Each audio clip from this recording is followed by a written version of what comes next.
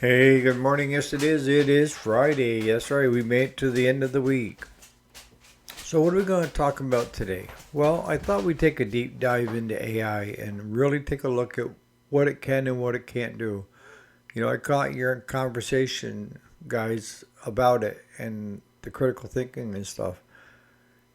And I think you'd be surprised that we're all on the same kind of wavelength here. But stay tuned.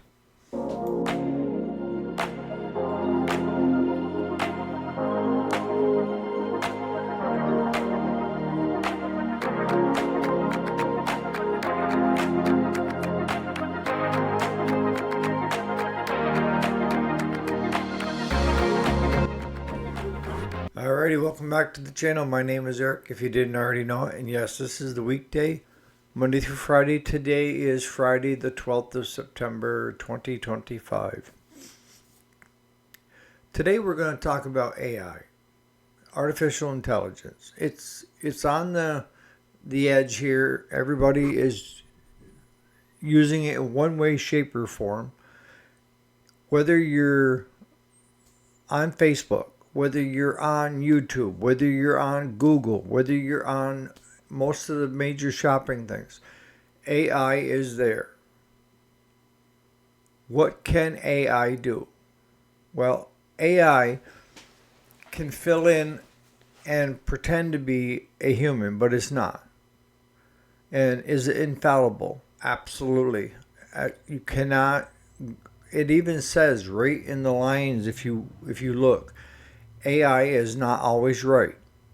Check your content. Check what it's saying, because what AI is doing right now is, if you go to Google and you type in a question, you have a problem with a small engine, it's overfueling, so you type in small engine, 12 horse, 24 horse, whatever it is, overfueling.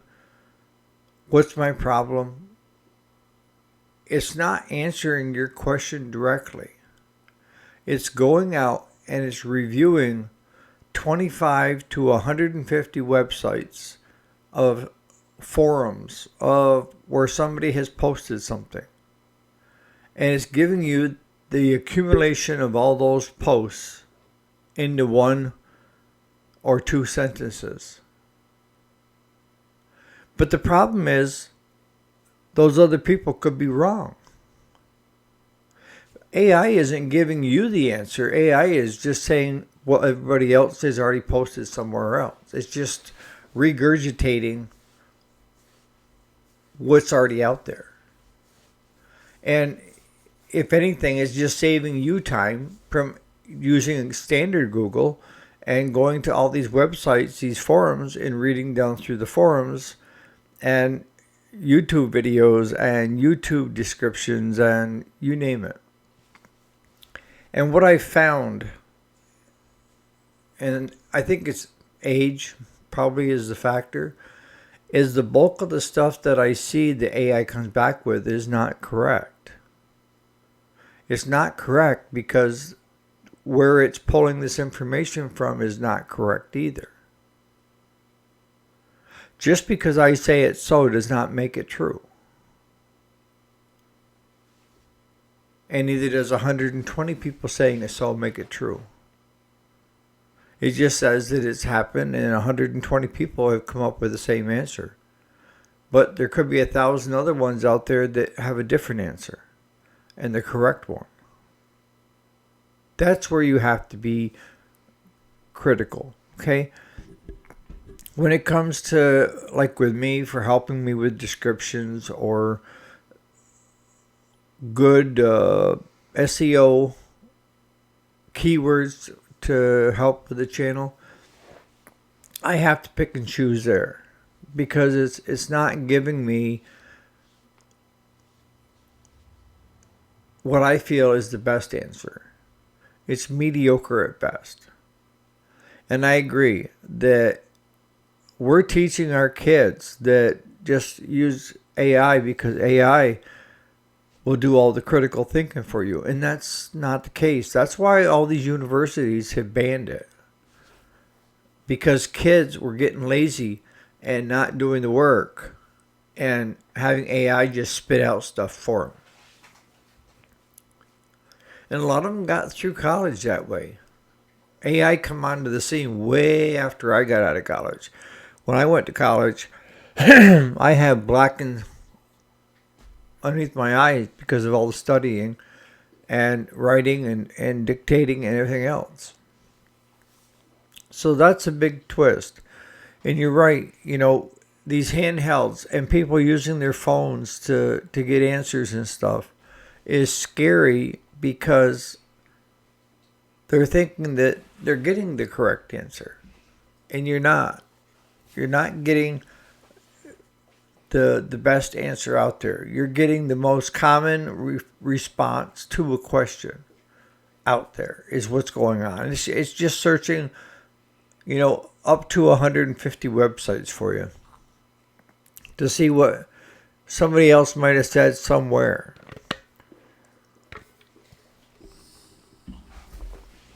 I know a lot of people that try to use it for self-diagnosing now. Bad advice. I tried it. And you'd be surprised at what it said I could have, and all that stuff has been ruled out and is not the case. By science has been ruled out, where AI said that good chances are that's what your problem is. We need to teach the kids how to use their own thoughts and processing and being eager to want to learn new things. And that's what life is all about, is it's a constant learning of new things. When you stop and shut that down, pretty much life stops, doesn't it? When you stop wanting to learn more. I said the other day, the more I know, the more I realize I don't know. And it would take 100 lifetimes for me to learn everything that I want to learn. But in the meantime, I'm going to try to learn as much as I can. AI is not bad. AI is just bad if it's used wrong, I guess is the right way to put it. AI can help do a lot of things that are repetitious. Can it replace workforces? Yes, that's one thing that's coming onto the front. You're going to have how they pronounce it, autonomous. It's when vehicles run without an operator in it, and farmers are already using this out in the Midwest, where you have miles of fields, because they can punch into a computer and tell that computer AI, drive so far down, stop, turn around, drive so far back, and just keep doing that, right? And AI is willing to work all night long for free.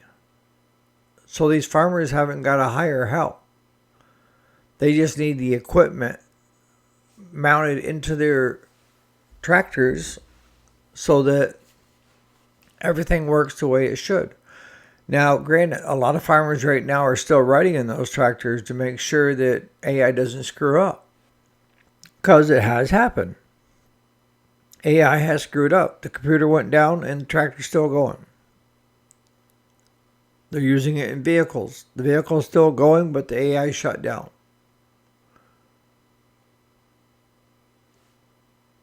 Nothing is flawless and foolproof yet. And that's how you have to approach AI.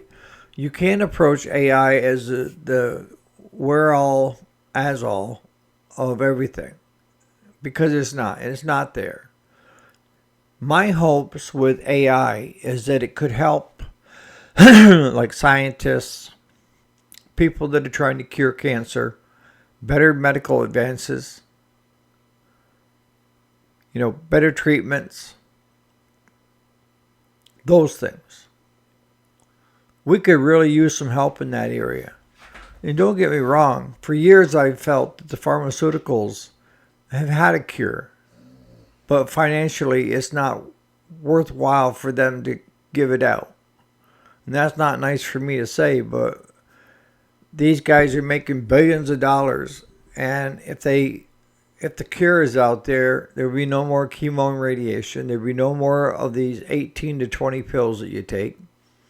Heart disease would be cured, so you wouldn't have to have all this surgeries and medications.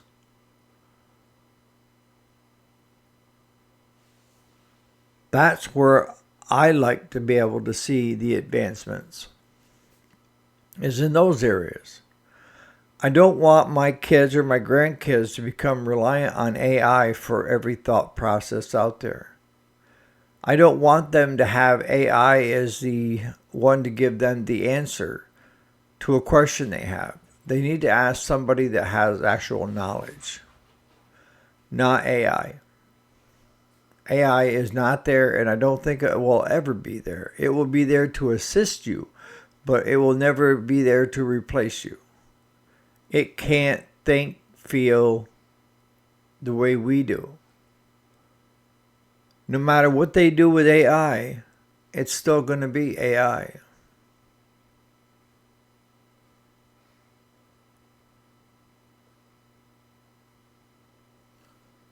We can't let the AI be the problem solver for us. We need to have people coming up through the ranks, just like we were, that want to learn and want to find new ways and want to be open to things. Like you said, Randy, I advanced really fast up through the ranks because of my willingness to learn and my ability to learn. When I worked at the mines, you started out at the lowest of low. You were a utility, all right? And my goal was to get to driller. And there were a lot of steps in between, right? But one of the things that I told the mine superintendent when I first started, I said, I will be a driller. And anything you want me to learn, as far as running equipment, I'm all ears and all hands on. I want to learn.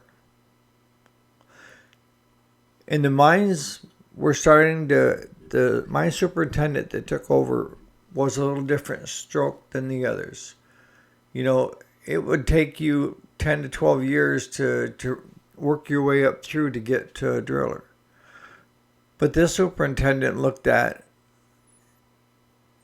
if you were willing and able and did a great job, why not push you up through if you took on all these other jobs?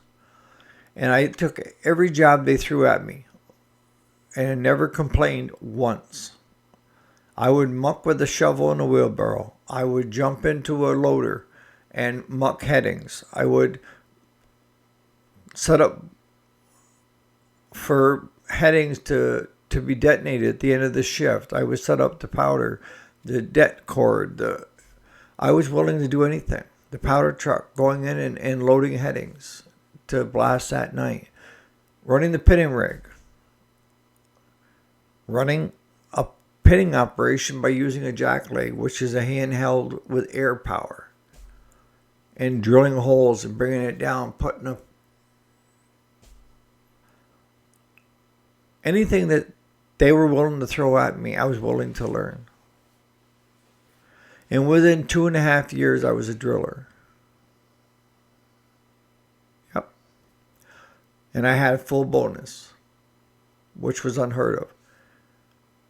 Did I still step back and do other jobs when they needed it, and I saw the need? Absolutely. Where other drillers had worked their way up through the years, and they were drillers and they were not willing to do anything else, I would jump back. If my heading needed pinning, send the pinning rig up, and I'll do all the pinning. Scaling, yeah, I'll get in there and scale it. I'll muck it, whatever it needs to be done. People that are willing to learn and can have the ability and are willing to learn usually excel up through the ranks. That's the key to life. If you show that you are motivated and that you can do a good job and your willingness to do it without being asked will get you everywhere. sit back and just try to take up space at a company and just collect a paycheck, if that's your forte, that's fine. But that was never mine. No matter where I worked, even self-employed, I was always trying to make myself better. AI cannot make me better. It can assist me on certain things, but it cannot replace me. I guess is what I'm trying to say. You know, we've already seen it in the years. Like when robotics came out, that was the end of the workforce. And we found that it was great for repetitious jobs, but it wasn't the end of the workforce. It did replace a lot of workers that were doing that job. But a lot of people that were doing that job were also physically injured because of the repetition of doing that job. So in a sense, we stopped the part of people getting hurt and replaced it with a robotic. They could do it all night, all day without even a flinch, and put those workers somewhere else.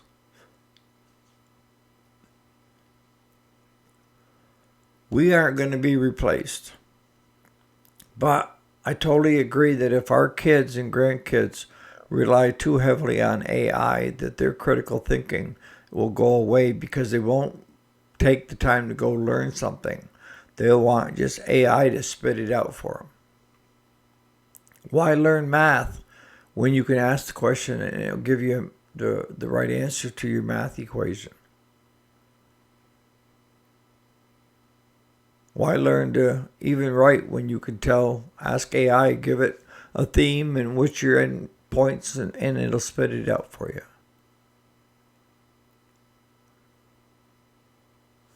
But the thing you have to realize is when you're doing this kind of stuff is a lot of times AI is using somebody else's work or combining 2 or 3 people's work into one.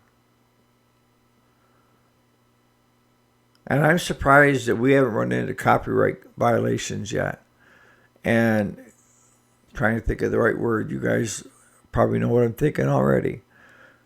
But it's where you take somebody else's work as your own. And that's what you're doing with AI.